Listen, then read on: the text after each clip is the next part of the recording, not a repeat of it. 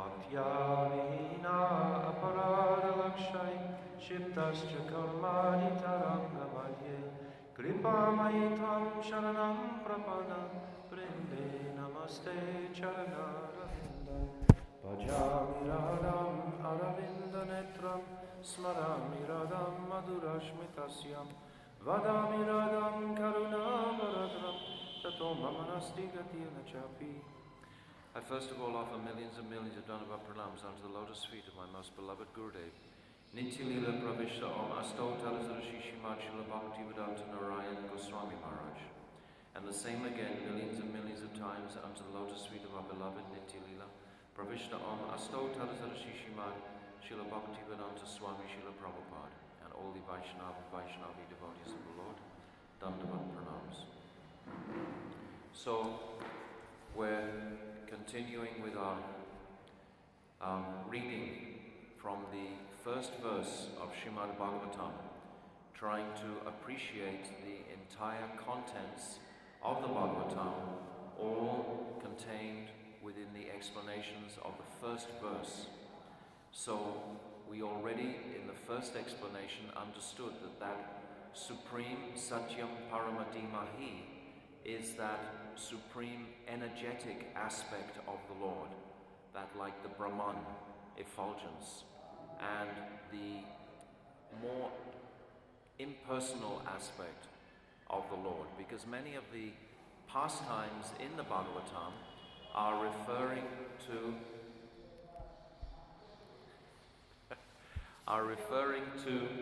persons who have realized the Brahman realization.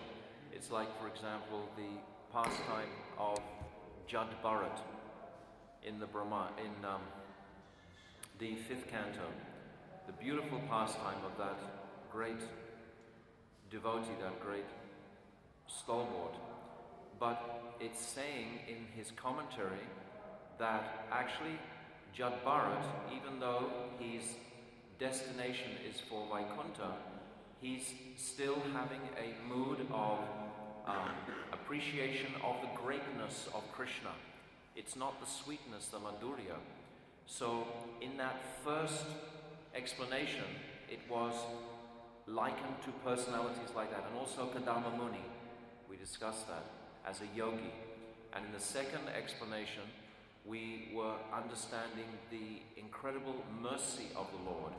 Things we're focusing on now, his explanation is focusing on directly the qualities of Krishna, reinforcing the personality of that form, giving us a platform to appreciate the higher explanations that he's about to give. So when the personal form of the Lord is very beautifully reinforced by examples of his appearance to devotees and his merciful nature towards the devotees, just like with Dhruva Maharaj we discussed yesterday, how merciful he was to Dhruva Maharaj.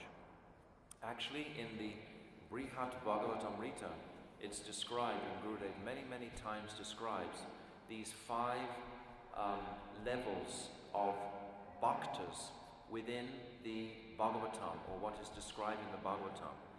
Actually, there's 6, or describing the current of bhakti of these personalities. The first is Dhruva Maharaj. He was engaging in Sakam Karma Bhakti. That means he was performing his sadhana bhajan because he wanted a reward or a result to his austerities. And so this is called Sakam. Sa, that prefix means with. He had a desire to achieve something from his activity, Sa. And then the next stage is Prahlad, who's described as a Jnani Bhakta. And Prahlad Maharaj, Jnani Bhakta in this sense means one understanding the greatness of Krishna. Just like Bhimsen is also described as a Jnani Bhakta. They have tremendous respect and awe and veneration and deep love and nishtha for the Supreme Lord. But the personal relationship with the Supreme Lord is not strong, it's not powerful. The idea of their knowledge of God. Jnani Bhakta doesn't mean that someone who is just simply like a jnani. A jnani is someone who's more interested in focusing on the Brahmajyoti. But a jnani bhakta is someone who's worshipping the Lord with great knowledge and great awe and reverence, like Prahlad. So Prahlad has so much nishta. His great quality is nishta. And we honor him so much. We read that Prahlad Charita in the 7th canto. Srila Bhaktisiddhanta Saraswati has said we should read as many as 108 times in our lives this beautiful pastime of Prahlad, Sri Prahlad. And Gurudev repeatedly around the world would discuss the teachings of Prahlad Charita, and we would enact different dramas, showing that. But very much he wanted us to understand the depth of Prahlad Maharaj's nishta. This is what he represents the most. So in that pastime we see how he had so much faith in the Lord that he could be thrown off a cliff without fear, without any fear. It's not that he was thrown off a cliff struggling. He had no fear whatsoever what his huge demoniac father Hiranyakashipu could do to him. He was totally fearless in the understanding of his faith that the Supreme Lord would always take care of his devotee. And then Krishna caught him when he was thrown off a cliff. And then when he was trampled by the elephants didn't even touch him.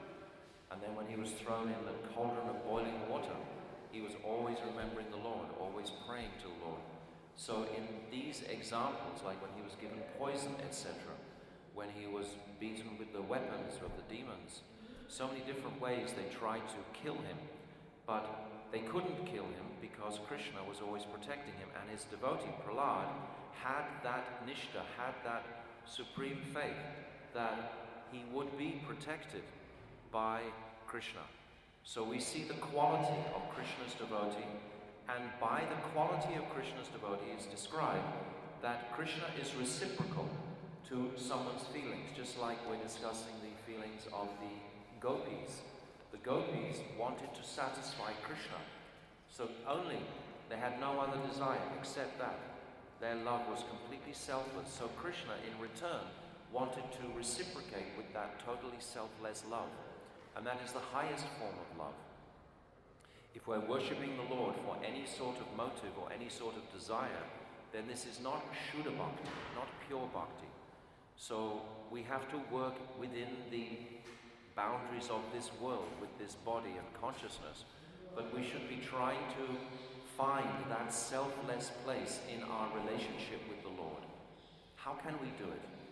It's very difficult to do that. It's very difficult just to try and be selfless materially. If there's a cake there, we all want to have a part of it. Is someone going to be so fired up they're going to divide it and give it to everyone else and leave nothing for themselves? That's not so likely to happen. Unless we are in knowledge and understanding the speciality of service, the mood of service. We've defined love many times as that place where we can perform service. If you love your mother, you love your father, you'll do something for them. If you love your cat or your dog, you'll do something for them. So this mood, this symptom of love, it being service. So if we have that mode of service, but service to the Supreme Lord, service to Krishna, so then that will give us an insight into that selfless mood. Only by connection with Krishna, possibly can this selfless nature, like Srila Gurudev, for example, how entirely selfless was he? He had no desire. Once I remember in Melbourne Airport, I was sitting on a bench with him, and I asked him, "Do you like traveling?" He said, "No, I hate it." And I could understand in advanced age, what an inconvenience it is. You can't go to the bathroom when you want, you can't eat properly, everything is like, jostled around and so on. I mean, for us, we're not even old, and yet, we take a journey from Australia to England, and it's difficult for the body. It's not something we want to do regularly. But Gurudev, for our benefits, for our sake, he would do that. And he would keep a schedule whereby he'd be speaking every single day of his life, practically, speaking these precepts. He said one time, he said, I could have gone back to Krishna 40, 50 years ago. I've only stayed for you. I've only stayed here to show this. I mean, how blissful is that supreme abode of the Lord? And yet this personality is just remaining here for our benefits. So this is an example of the selfless nature. So what degree of... In Rupsanath and Madhurya gave once a class. I don't remember any classes, but that one made a big impression. That actually the Guru Parampara, they are promising to come and deliver us forever. So any disciple, they promise that it is there, like duty to take them back.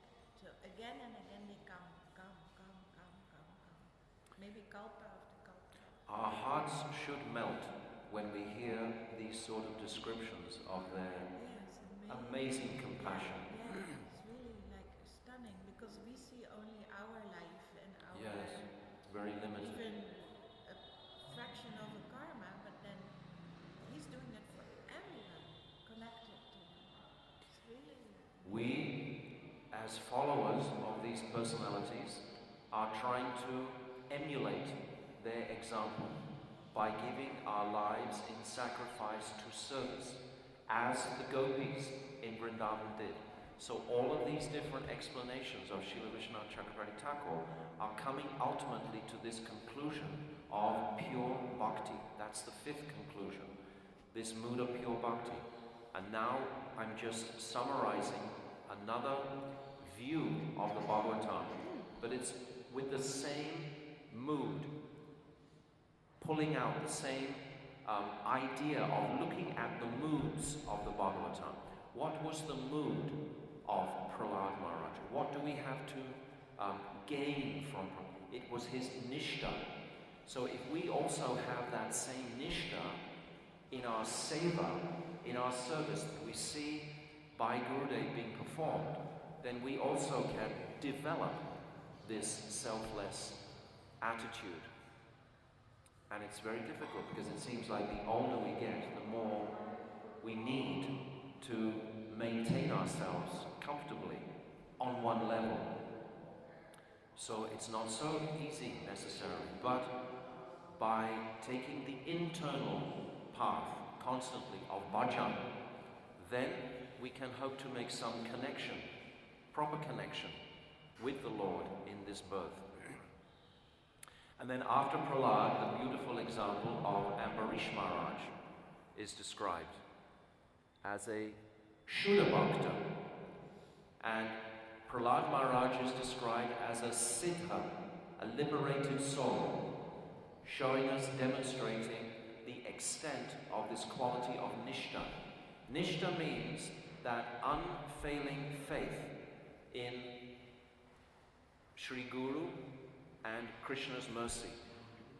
Yesterday we were discussing about Krishna's mercy. Knowing the extent of Krishna's mercy, Vishwanath Chakravarti Thakur has described that mercy is a quality that we can glean from this Bhagavatam. He's saying about this Satyam Paramatimahi that this personality is the most merciful.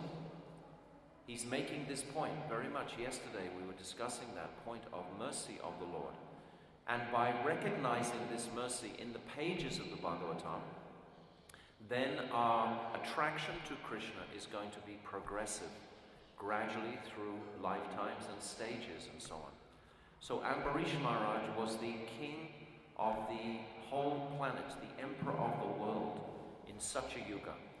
And he didn't think anything of it at all. He thought to him it was no more of value than a stone. It's described. He had no taste for any material engagements whatsoever. He was a total surrendered bhakta, even though he was in such a high, prestigious position. This is very, very hard to find materially. So it's a good example that actually, even if you do have all this material opulence, still the great devotee sees it as no value whatsoever, because he's found something much more valuable. He's found his relationship with the Lord much more valuable than anything, any object or anything in this world whatsoever.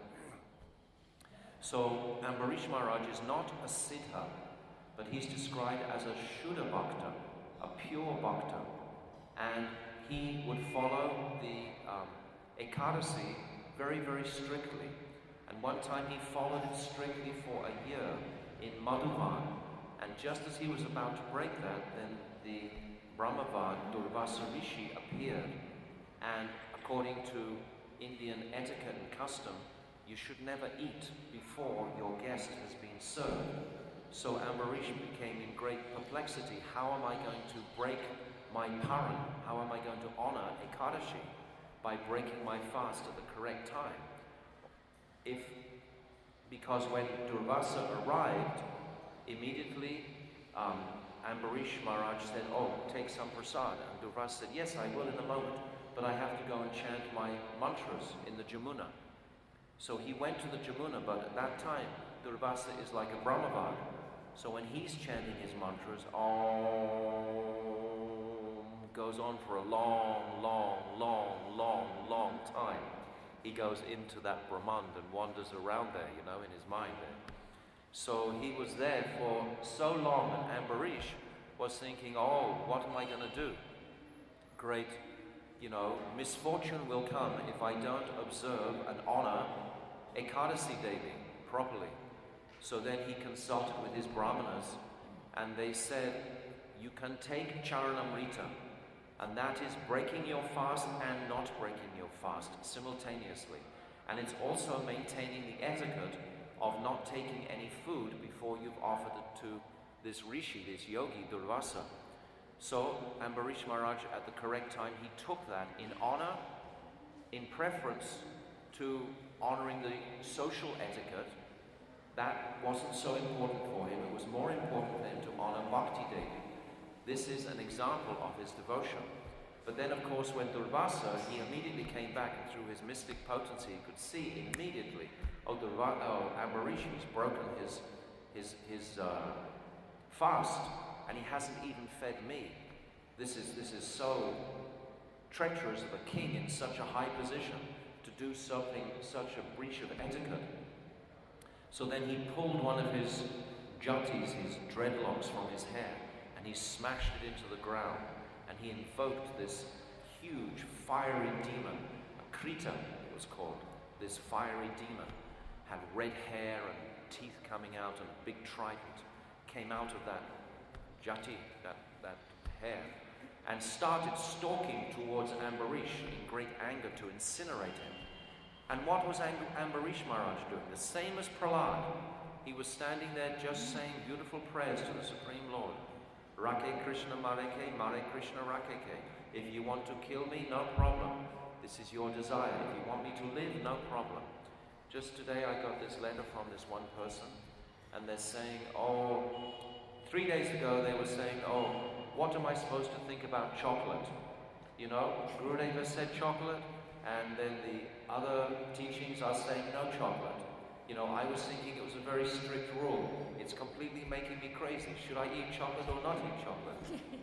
So they're writing like going nuts about chocolate, really all wound up. And then 3 days later they're writing, my husband, who's not a devotee, was cooking fish in front of the deities, and someone, my son's wife came and changed the nappy in front of the deities. Should I take the deities down? I mean, just so many problems. It's like week after week this person is sending me all their problems. And finally, I'm writing and saying, look, Gurudev has said that problems are as numerous as the waves in the ocean. You cannot stop the problems, but you can learn how to tolerate the problems. And where do the problems originate from? The problems have originated from our desires. That's why we have problems. It was our desires that caused our karma, our parabdha karma that we're experiencing now, and our aparabdha karma that will come afterwards is caused by my own desires. So very often people complain about things, but they don't appreciate that they're the ones who have created this difficulty themselves. And as soon as we create that, then we go to the beautiful songs of Bhativedanta Thakur in Gita Mala, or even what Srila Bhaktivedanta Maharaj was saying to one devotee just recently, that if you've done any offense or sinful activity, The only cure for that is remorse and regret.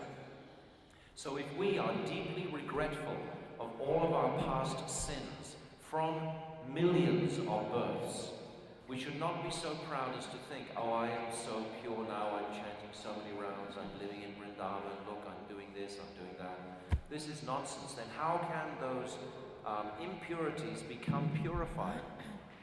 So by that, if you read the songs of Bhativedanta, he talks about this regret, akshepa, this remorse.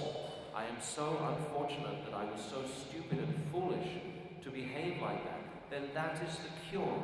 That's the cure for any disturbed mentality, actually, is just regret. Because why do we have the mentality for a start? I'm the one who's created it. If we take responsibility for our own actions, for our own state of consciousness, for our own various sufferings, then immediately, unbelievably, they're relieved. Most people, even like in Jaiva Dharma, when it's describing in the Jiva Tattva in chapter 16, Brajanath, he poses 7 questions to Babaji, more or less saying that it's not his fault that he's been beaten by the hammers of Maya. He's trying to say it's Krishna's fault, it's this one's fault, it's that one's fault, it's anyone else's fault except my own fault.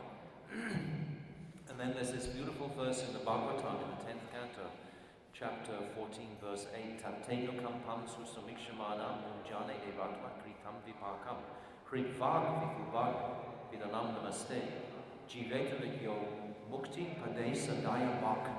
This is saying that if one recognizes his karma that he himself has made through his sinful desires, but at the same time he's still offering all his time and energy to serving the Lord and is tolerating his various karmas, then it's saying that for sure the Lord's mercy becomes his inheritance, that for sure he will inherit the Lord's mercy by this tolerance. So we must accept, and then we also must learn to forgive ourselves for our previous misdemeanors.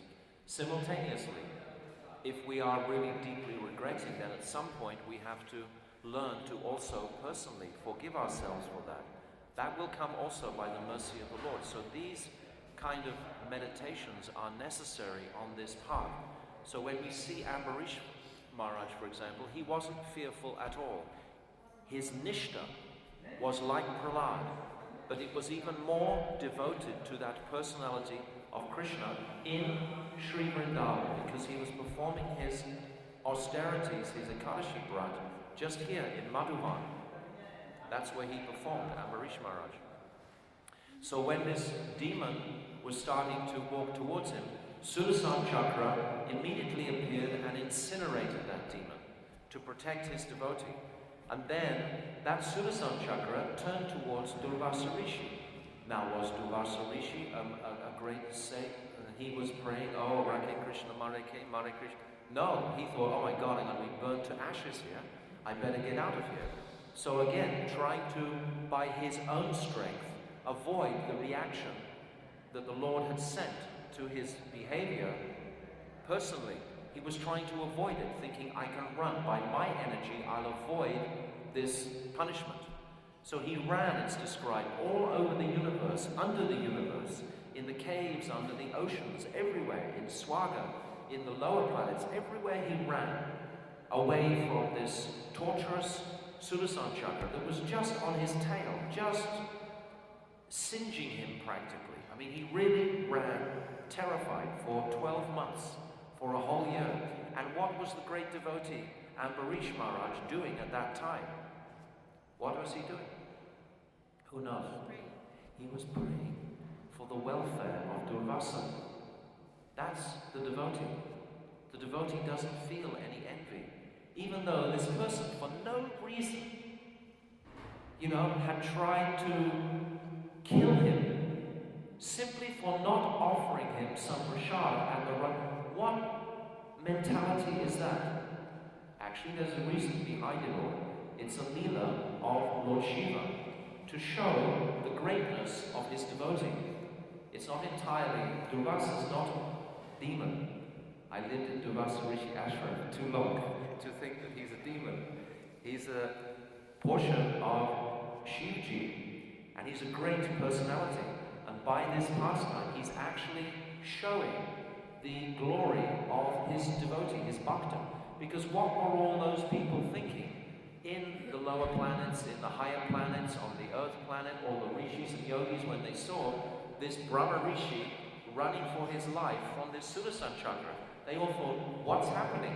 Why is he running from this? And then everyone would say, who understood, oh, don't you know he offended the great devotee Ambarish? And then everyone was glorifying Ambarish Maharaj as being a great devotee and being protected personally by the Lord Sudarsana chakra. So they were all in great honor and glorifying Krishna's bhakta. So Durvasa, in his own strange way, was glorifying Ambarish Maharaj. Just like Durvasa is a strange character. Like when he went to Dwarka one time, he told Krishna to get up in the middle of the night and make a pot of sweet rice. 1 o'clock in the morning, woke him up, told him to make a pot of sweet rice. So Krishna, very obediently to the yogi, he did. And then the yogi Durvasa told him to put the sweet rice all over his body. Krishna, very calm, very tolerant, just put the sweet rice all over his body. And then Durvasa, he's smiling. Then he tells Krishna, go and take out your royal carriage onto the highway. And then Krishna pulls the carriage out of the, stables onto the road. And then he says, now put Rukmini in the harness. She's going to pull me. I want to go for a ride at 2 o'clock in the morning through the streets of Dwarka. So Durvasa, he jumps in the carriage and then picks up a whip like he's going to beat Rukmini, and Rukmini's walking along, pulling this chariot. And all the residents of Dwarka, they've all woken up and they are furious that this yogi should make Krishna and his number one queen perform activities like this. But then Durvasa jumps down and tells Krishna, for your tolerance that you have shown, no single weapon will ever be able to touch you where this sweet rice has touched you.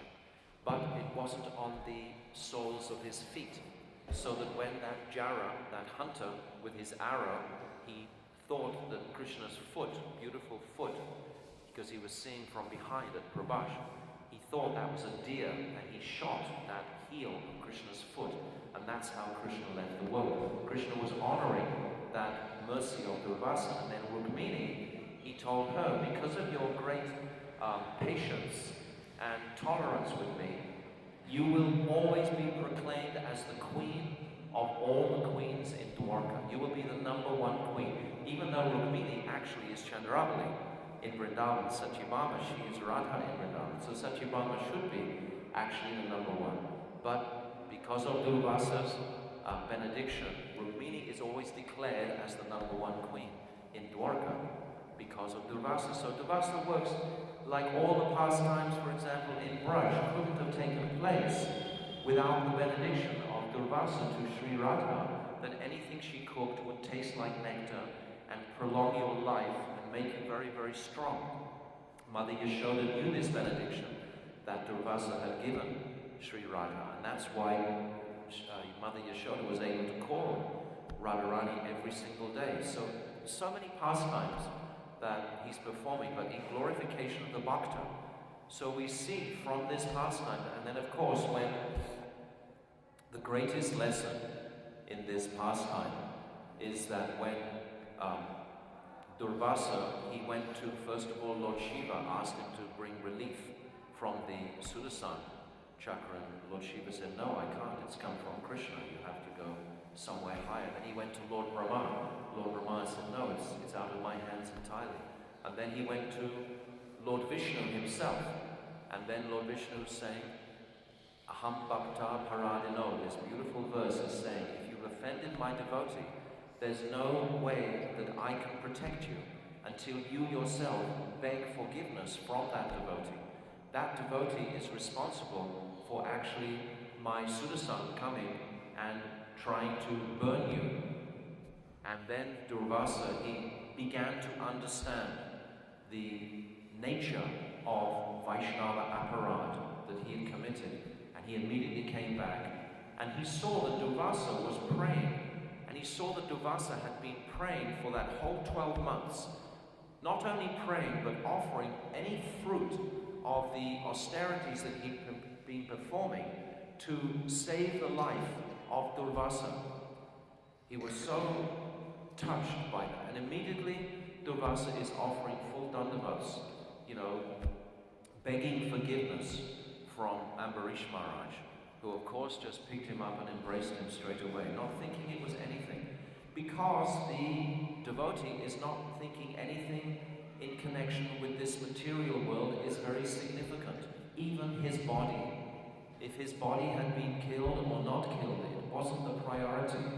We should take this lesson that, whatever the material situations throw at us, if next week, for example, some, government comes and says, I have to take away all of Gopinath Bhavan, you shouldn't have it.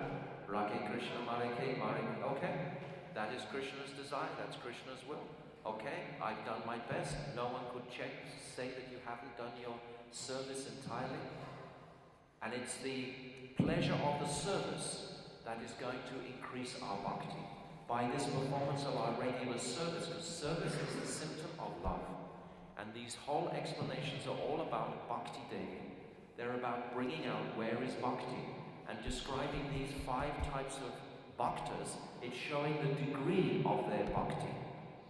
So Ambarish's bhakti, because he's devoted to Radha and Krishna in Vrindavan, is higher than the bhakti of Prahlad. Prahlad's bhakti, what was Prahlad's object of worship?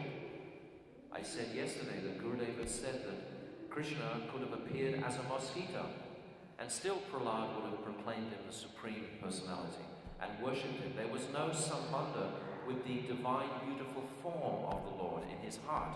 He didn't have a picture of form.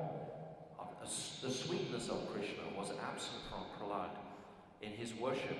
But Ambarish Maharaj, he's worshipping Radha and Krishna in Vrindavan, but he's a sadhak, he's not a siddha. And then beyond him, of course, is the amazing bhakti of Hanumanji. He's called a Premi Bhakta. He couldn't leave Ram for even a moment. Even in his dreams, he doesn't want to leave the service of Ram. There's so many stories about Lord Ram's receiving service from Hanumanji. One time, Sita and Lakshman, they went to Ram and they were complaining. They were saying that Hanuman's doing all the seva. Please, you should give us this seva. This seva belongs to us. Sita was saying, I'm your wife. You should allow me to do this seva. Lakshman saying, I am your devoted brother. You should let me do these various sevas. Hanumanji, he's taking all these sevas. There's nothing left for us to do. So then Lord Ram, he reallocated the different sevas to Sita and Lakshman. And then he was thinking, well, I have to give something to Hanuman. He's so energetic for service. So then he was saying, well, every time I yawn, you just click your fingers like this. So that will be sufficient seva, that will be good seva. So then they found in the next days that Lord Ram was yawning all the time. He was yawning and yawning and yawning. And then, because Hanumanji was sitting outside Ram's door and he was clicking his fingers all the time, and then Lakshman asked, why are you doing it all the time? He's not yawning all the time. And Hanuman saying, well, I don't know when he's going to yawn, so I just have to keep doing it. He was very intent on his seva. So then Lord Sita and Lakshman, they understood the height of Hanumanji's desire to perform seva. So they had to again give him his previous sevas, and then Ram could get on with his life and not just yawn all day, which is what he had been doing when Hanuman was clicking his fingers all the time, because Ram was being controlled by the love of Hanuman. So this loving mood is what the Bhakta is seeing. What is the love from Prahlad to Krishna? What is the love from Ambarish to Krishna? What is the love from Hanumanji to Ram? What is the love of the Pandavas? The Pandavas are the next category. In Sakhya mood, Sakhya Bhav. Hanumanji is in Dasya Bhav. So higher than Hanuman is this Sakhya, this friendship mood that the Pandavas have for Krishna. Krishna's like their brother, cousin. They have so many intimate exchanges with Krishna. Arjuna sometimes sleeps on the same bed as Krishna. Krishna is holding Arjuna's feet and Arjuna is holding Krishna's feet. They're eating off the same plate. All this awe and reverence has become like, separated from their relationship. They become very, very intimate with one another. So this friendship, this mood, this thread of love, of bhakti, is what we're talking about. Devotion, purity, sweetness of heart. These are the topics that Srila Vishwanath Chakravarti Thakur is describing. In this explanation today, the third explanation, it's all about Madhurya Rasa. He's saying that actually this first verse is describing Krishna in a mood of Madhurya Rasa. And he's explaining through all these Sanskrit terminologies how they all actually have an indication towards Madhurya. It's not, as he previously explained, about Brahman or about the Aishwarya aspect of Krishna, but it's ultimately about Madhurya. But the sadhaka can only perceive these differences in the explanations when he himself is understanding what is the nature of Madhurya. If you know what is Madhurya, then you'll see Madhurya throughout the whole Bhagavatam. You'll see this sweetness throughout the Bhagavatam.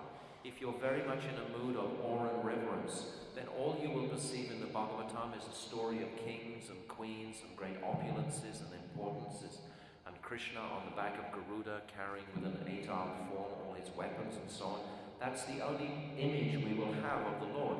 We won't have the image of the sweetness and beauty of Krishna. So in his relationship with the Pandavas, that's described as so intimate and with friendship. And then higher than that again is the Prematur Bhakta, and that is Uddhavji.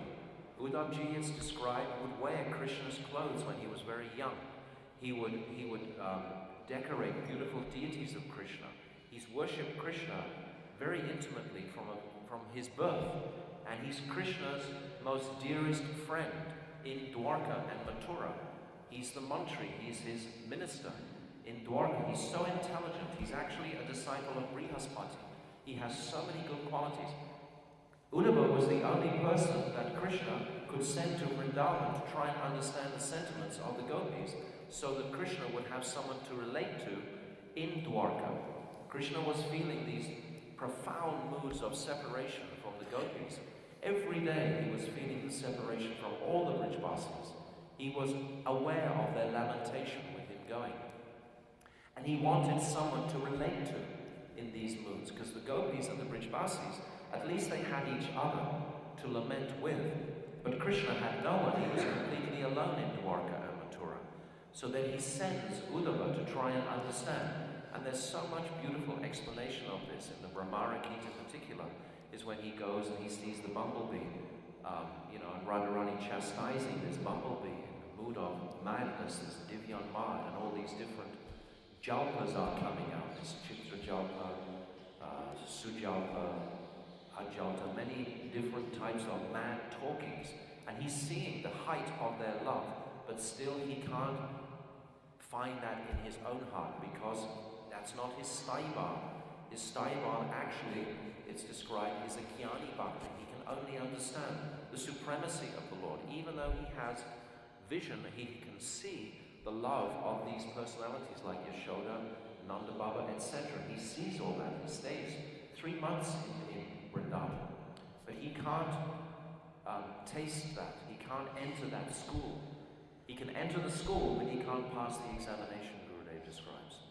So he doesn't understand entirely. He doesn't have the same loving mood as the gopis. He can't have that, because that's not his staivan. So we see all these different considerations in the mood of love, loving exchanges of all these different bhaktas, from Prahlad, Ambarish, Hanumanji, the 5 Pandavas, and Uddhava. And then what is not described in these 5 levels is the highest level, which of course are the Brajvasis in this Madhurya Bhav. So this coming to this Madhurya Bhav, Srila Vishwanath Chakravarti Thakur is appreciating, well, we've gone through all these other stages. Now we've come to this Madhurya, simply this Madhurya in Vrindavan. So I'll read something. Huh? Where did he live the whole time? No, he lived with Nanda Baba. He lived in the village. He went and met the gopis at Uddhavkeri, and that's where the gopis remained when Krishna left.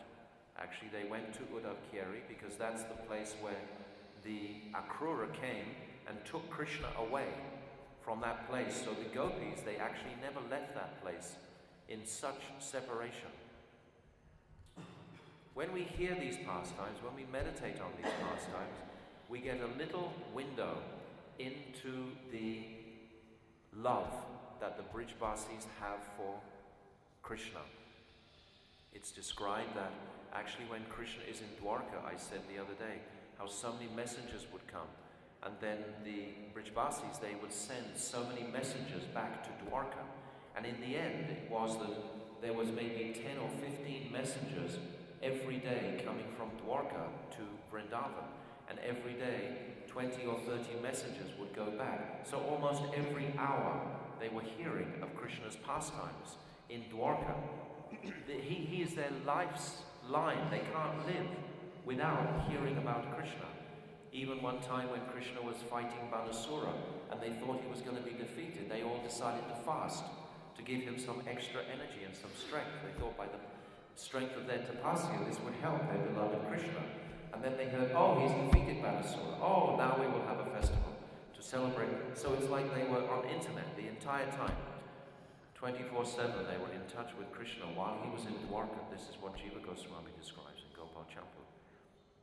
But we see from this the amount of love that the Brijbasis have for Krishna. More than Krishna has for them. Just like Mother Yashoda could capture Krishna. Why? Because she had more love for Krishna than Krishna had for her. Her Vatsalya Bhava was higher than Krishna's love for his mother. So therefore she was able to capture him. Not only capture him, but even bind him up by the power of that Vatsalya Bhava. So we're seeing all the time, it's only considerations. Of course, the philosophical treatises and explanations are all there throughout. But if the Bhakta and Sadhak only looks at the philosophy and doesn't appreciate deeply this mood of sweetness that is flowing, this is the current that is actually flowing in the Bhagavatam. So we have to be educated in this, we have to hear these explanations to realize that it's not just about one demon being defeated by Krishna and how great is Krishna, he's the hero, but what is the sweetness of the feelings of his bhaktas, of Prahlad Bhakta towards Krishna, of Ambarish, of Hanumanji, of the Pandavas, of Uddhava, etc., and ultimately, of course, of the Brijbasis. And not only the Brijbasis, not just the cows of Mother Yashoda and Subal and Sridham, etc., but of the gopis, and not just of the gopis, but of Sri Radha. So there's this entire step-by-step staircase of gradation of love, all loving sweetness. And for the sadhak, he can, by hearing about this, by seeing this, by appreciating this, then of course he's going to want to come into this. Now he's going to examine himself. How much affection do I really have for Krishna? And how much concerned am I with my own welfare? In the conditioned state, we're totally concerned with our own welfare.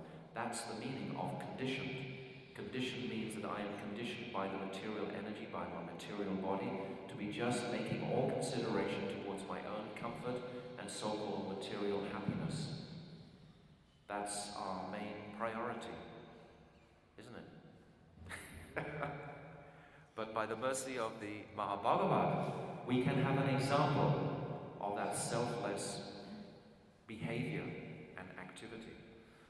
So, I just read, this explanation is not so long, but it's very beautiful. Can I say, even in the Ram Lila also, there's a time when Ravana came to Ram and Vibhishan, and he was so angry at Vibhishan for giving Ram all the secrets of how to kill his family, he shot an arrow at Vibhishan to kill him, and Ram stepped in front of it and took the arrow, and he was almost like on the point of death, according to people that were there. And Vibhishan was, the mood he had towards Ram, like, how did you do this? And he said, but it is my duty, and this, Yes, we see the affection of Ram. Like he's giving an example of the affectionate nature in Ram Lila, even though Ram Lila is Aishwarya Bhav. It's Purushottam Maryad. This is the reason for Ram's advent. But nevertheless, that thread of love is astonishing. that we can sense in there. So the bhakta, when he becomes more mature and thickened, he's constantly hearing about these acts of amazing selfless behavior on the hearts of the devotees. This will certainly soften his heart to also wanting to follow in their footsteps and become like this. So when devotees are arguing and having differences of opinion and so on like that, actually it's very, very far away from any selfless behavior. It has nothing to do with selfless behavior. We should be, if we realize that Krishna is going to fulfill all my material needs, come what may. If I'm following this process of bhakti, there's no question that I will be deficient of anything. I will have everything that I need and want. I shouldn't be worrying for any of those type of things. It's like when we travel around and preach, we don't have to be worried if we've got enough money to get to the next place. If we don't have enough money, then stay where you are and keep on speaking to the people you're with. And then if Krishna sends a ticket, then go there. And if he doesn't, then don't go. And just preach to the people you're with. Whoever we are, we should be, because this preaching, ultimately, tavakatam ritam, it's like it's saying in Gopi Gita even, that actually to give the conditioned souls, to give those in ignorance, the fruits of our study, the fruits of our practice, is the highest welfare known to man, that we can actually help, like Bhativedanta Swami Prabhupada at such an advanced age, through so much difficulty, his nishta to actually help the suffering conditioned jivas will soften any hard heart. So we must constantly be examining those personalities, not just what he did, but why he did it. There's a beautiful book in Rasa I just read the other day called A Shower of Compassion. It's a collection of 8 poems by Srimad Bhativedanta Swami Prabhupada, showing his mood of desperation to help the suffering jivas. If he hadn't come to the West, we would all be still barbarians. We'd still be sucking on flesh and drinking blood. All of us would be doing that without him. What a debt we owe to him for that. Like the video was saying about Gurudev's mood also, that same feeling of compassion. We're trying to express, I was saying about our relationship with Guru. If we're always feeling grateful and gratitude, we can be feeling, how much has he given me? Now he's giving us an explanation of the whole Bhagavatam in a thread of purity and affection.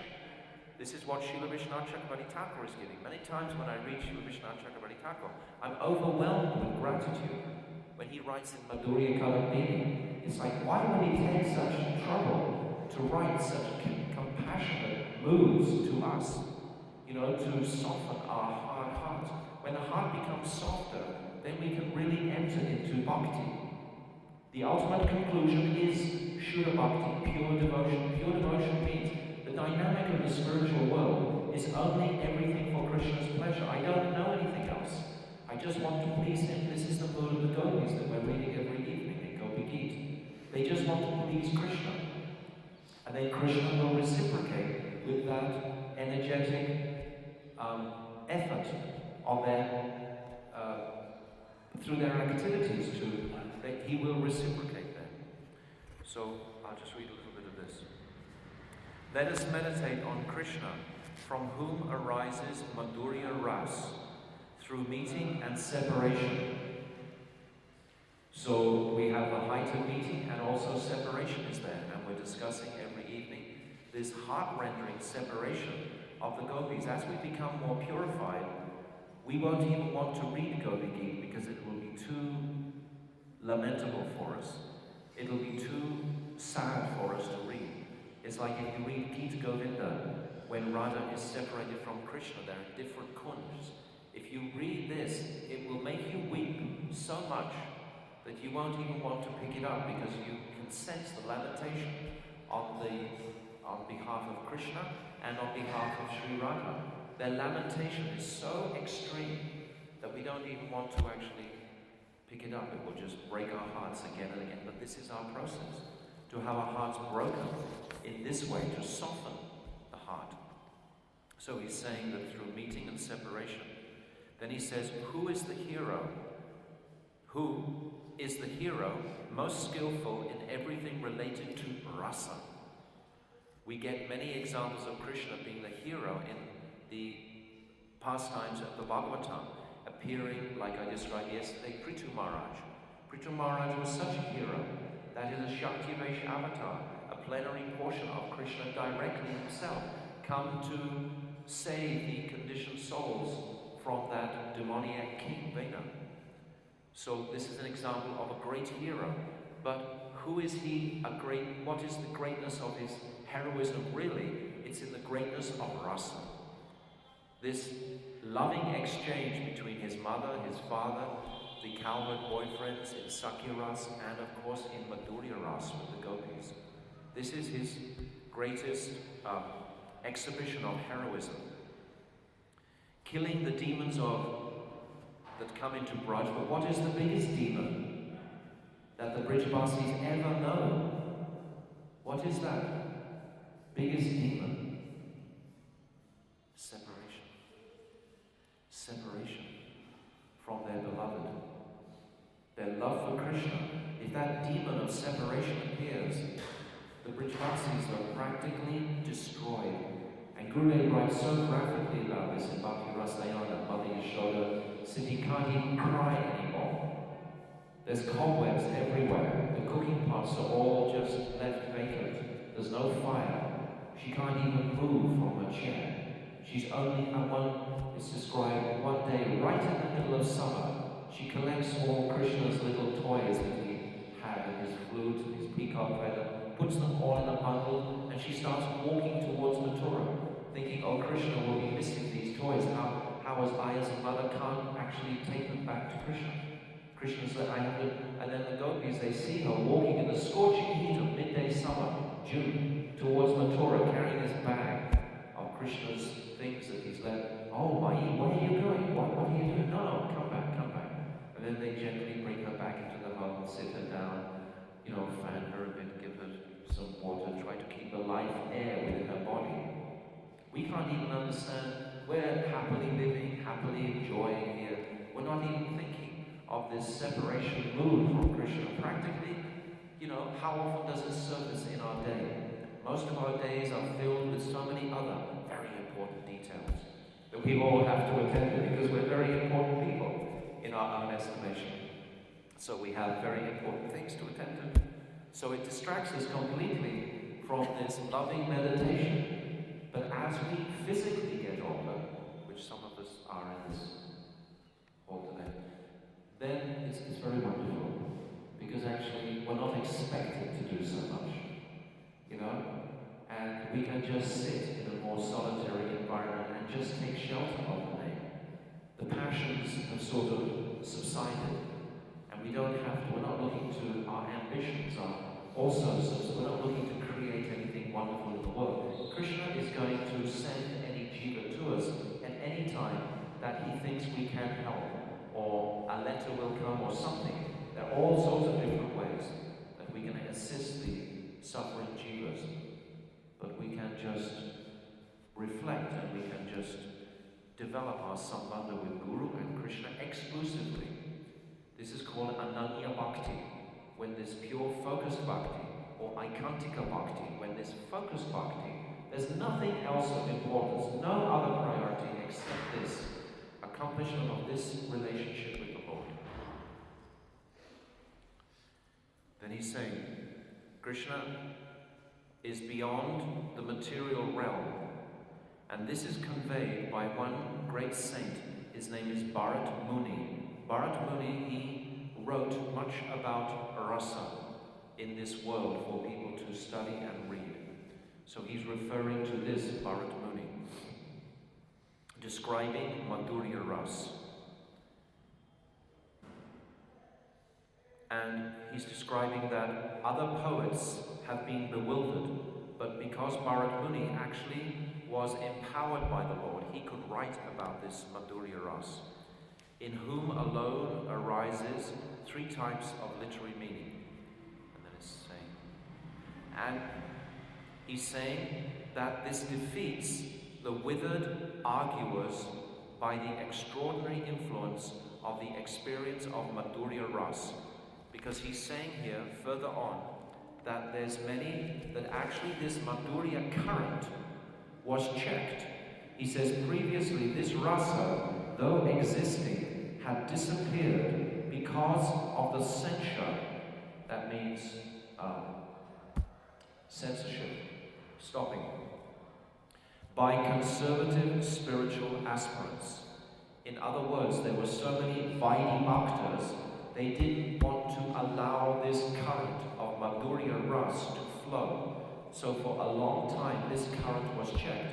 And Srila Vishwanath Chakravarti Thakur himself is one of those proponents who actually took up the making the current flow again. In his time, when he appeared, this current was almost checked. Just like our Srila Gurudev, this current was becoming checked of pure Madhurya. Our Gurudev has also pushed this current into the forefront of our consideration in our minds. He's brought so many books out to make us remember these topics. All these topics that we've been referring to, they're all about Madhurya. Actually, they're all focused on that. That's the goal. That's the goal of what we've been actually discussing, this Madhurya Bhav.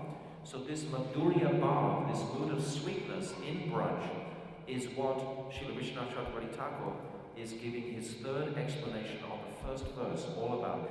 And he goes into many Sanskrit terminologies, which I'm not going to speak because I don't understand them. I don't know Sanskrit. I can understand when I'm alone, just reading them, I can appreciate them, but I'm not going to speak them because you probably don't know Sanskrit also. That's what I put. So, I won't go into those explanations. He's saying here that rasa should not be accredited to other persons. So he's also explaining the nature of rasa. That it's not that, oh, I have a nice rasa with my wife. Oh, I have a nice rasa with my husband, with my family members, with my this or that. Rasa doesn't exist really in the material realm. It's material, or it's jada. It's dead rasa, jada rasa. But only in the spiritual transcendental realm, because its center always has to be the Supreme Lord. It's a transcendental exchange. It's not a material exchange at all. As long as we're thinking that I'm this material body, then there's no such thing as spiritual rasa can actually take place. Rasa should not be accredited to other persons. He alone, Krishna alone, conveyed the truth about Adi Ras through his mind to this great poet, Bharat Muni, giving him the ability to describe it, and he being the Adi Kavaya. So he's referring to the words of this first verse to make this understanding that actually this whole Bhagavatam is only going to be focused and centered on understanding what is Ras, what is Madhurya Ras in particular.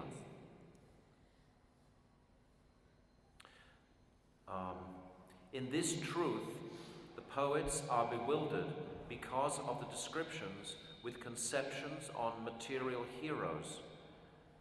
So we sometimes have a material hero and we think that that hero is capable of creating some sort of rasa. Even we might think that hero is ourselves and we are having some sort of rasa. This is not correct. This is not Siddhantic.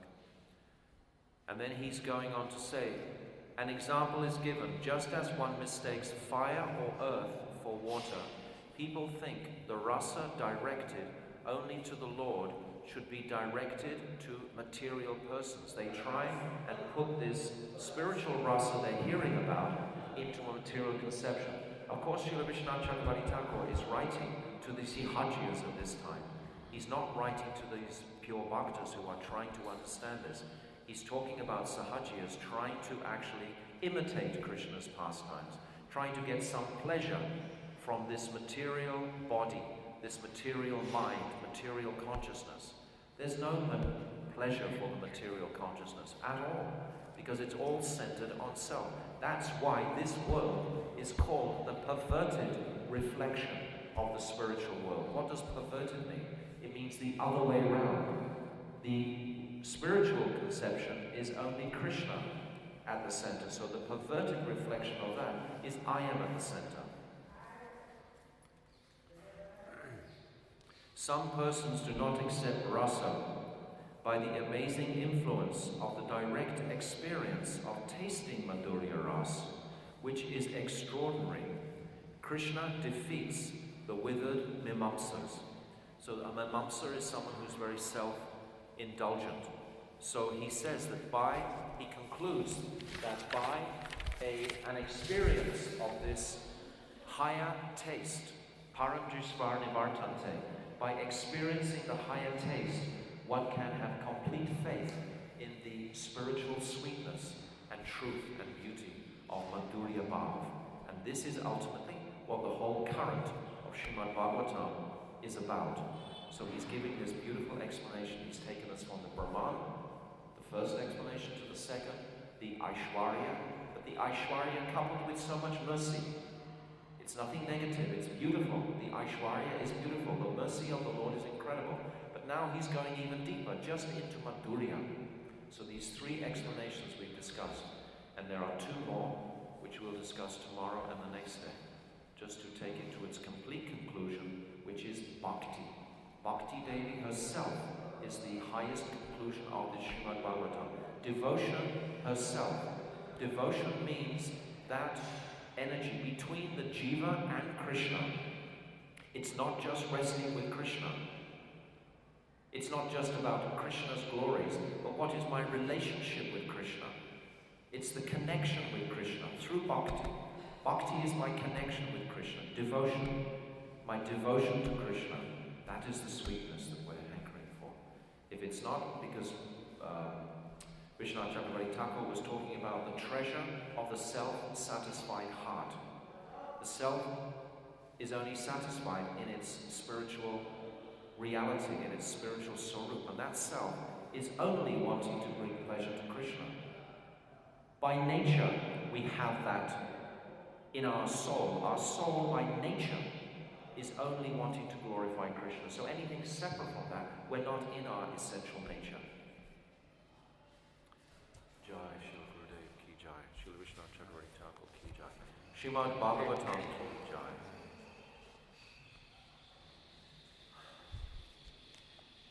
Gopinath Vanchakam Vishnu Kripa Sindhudevacha Patitanam Bhakti Vaishnava.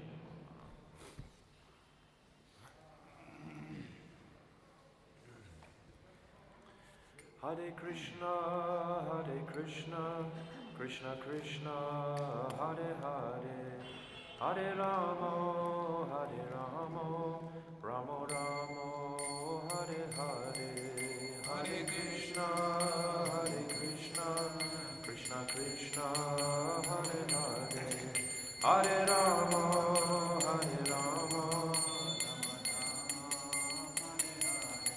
Oh Hare Krishna,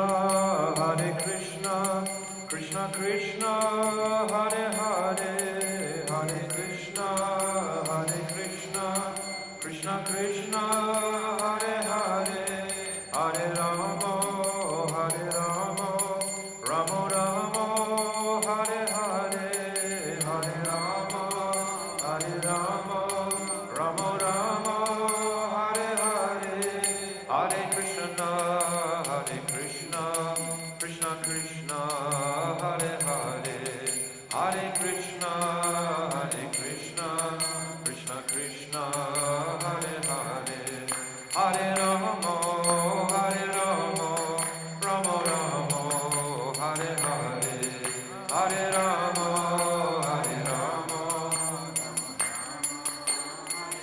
Nitai Gaura Hari Bo.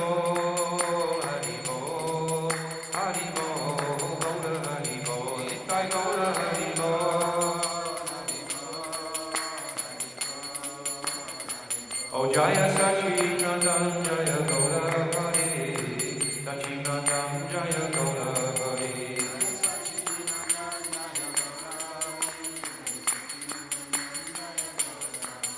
Gaura Hey, Gaura Hey, Gaura Hey, Gaura Hey, Gaura Hey, Gaura Hey. Oh Jaya Radha Gopinath Radha, Gopinath Radha.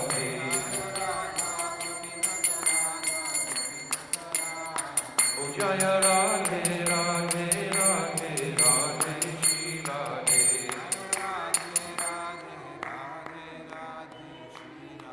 Oh Jaya Radhe, Jaya Radhe, Jaya Radhe, Jaya Shri Radhe.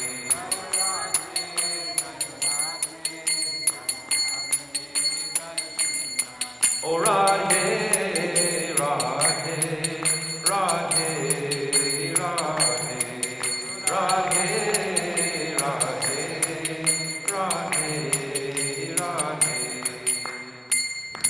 Shri Gurudev ki jai, Sachinandana Gaurahari ki jai, Radha Gopinath Ju ki jai, Srimad Bhagavatam ki jai, Vaishnavas ki jai, Anantakota Vaishnava Vrinda ki jai, Gaur Premanandi Hari Hari Bol.